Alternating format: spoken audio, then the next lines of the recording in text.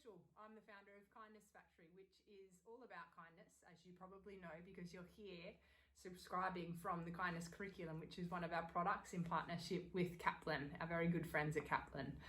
My life's been touched by kindness in so many different ways. It's one of my most favourite things to learn about and to talk about as well. And I'm so thrilled to be able to learn with you today about the book, in reading the book of Crysanthemum. It's one of my most favourite books. It's all about kindness. But I do need you to bear with me and to stick with me as I get the name wrong throughout the book. If we were to say chrysanthemum, chrysanthemum, chrysanthemum 3 times in a row, it gets really, really, really tricky. So stick with me. I can't wait to hear what you think about the book at the end of the reading. And I can't wait for us to learn all about kindness together as well.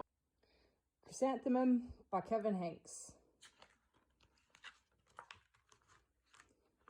The day she was born was the happiest day in her parents' lives. She's perfect, said her mother. Absolutely, said her father. And she was. She was absolutely perfect.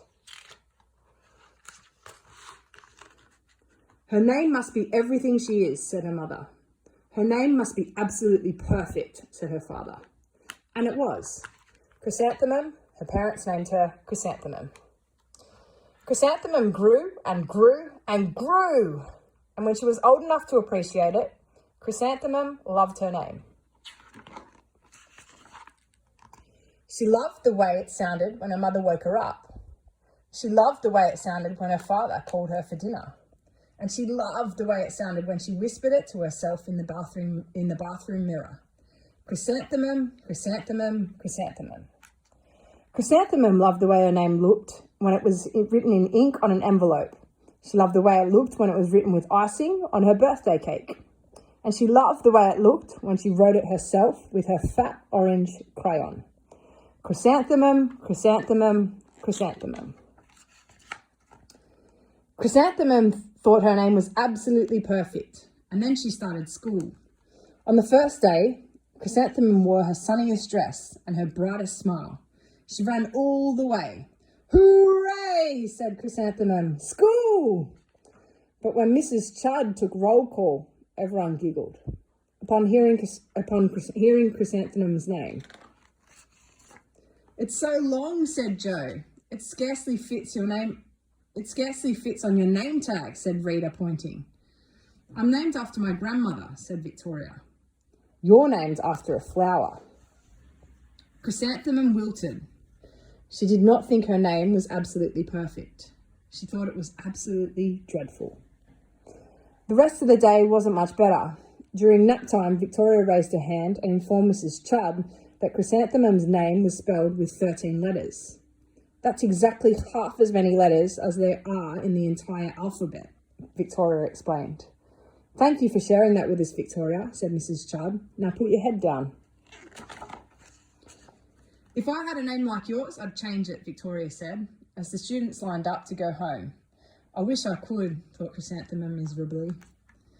Welcome home, said her mother. Welcome home, said her father. School is no place for me, said Chrysanthemum.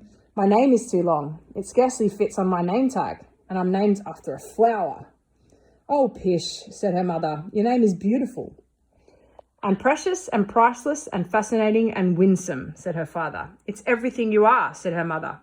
Absolutely perfect, said her father. Chrysanthemum felt much better after her favourite dinner, macaroni and cheese with ketchup, and an evening filled with hugs and kisses from Parcheesi. That night, Chrysanthemum dreamed her name was Jane. It was an extremely pleasant dream. The next morning, Chrysanthemum wore her most comfortable jumper. She walked to school as slowly as she could. She dragged her feet in the dirt. Chrysanthemum, chrysanthemum, chrysanthemum, she wrote. She even looks like a flower, said Victoria, as Chrysanthemum entered the playground. Let's pick her, said Rita, pointing. Let's smell her, said Joe. Chrysanthemum wilted. She did not think her name was absolutely perfect. She thought it was absolutely dreadful.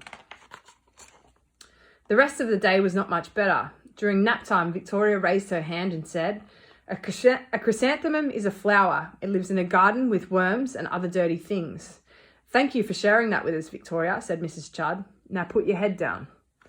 I just cannot believe your name, Victoria said as the students lined up to go home. Neither can I, thought Chrysanthemum miserably.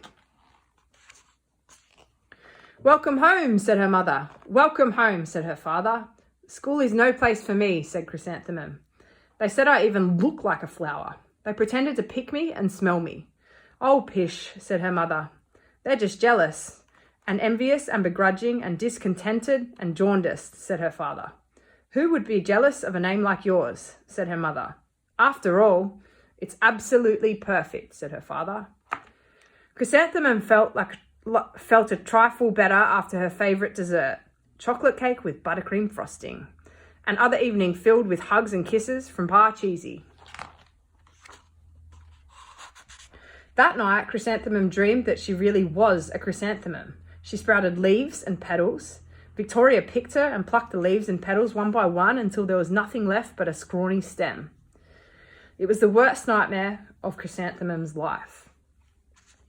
Chrysanthemum wore her outfit with 7 pockets the next morning. She loaded the pockets with her most prized possessions and her good luck charms.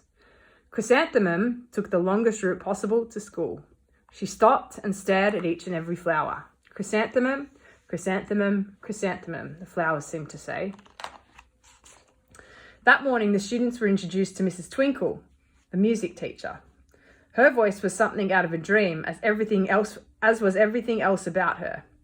The students were speechless. They thought Mrs. Twinkle was an indescribable wonder. They went out of their way to make a nice impression. Mrs. Twinkle led the students in scales. Then she assigned roles for the class musical. Victoria was chosen as the dainty fairy queen. Rita was chosen as the spiffy butterfly princess. Jo was chosen as the all-important pixie messenger. And Chrysanthemum was chosen as a daisy. Chrysanthemum's a daisy. Chrysanthemum's a daisy. Jo, Rita, and Victoria chanted, thinking it was wildly funny. Chrysanthemum wilted. She did not think her name was absolutely perfect. She thought it was absolutely dreadful. What's so humorous? Asked Mrs. Twinkle. Chrysanthemum was the answer. Her name is so long, said Jo. It scarcely fits on a name tag, said Rita, pointing. I'm named after my grandmother, said Victoria. She's named after a flower. Jo, Rita, and Victoria looked at Chrysanthemum longingly.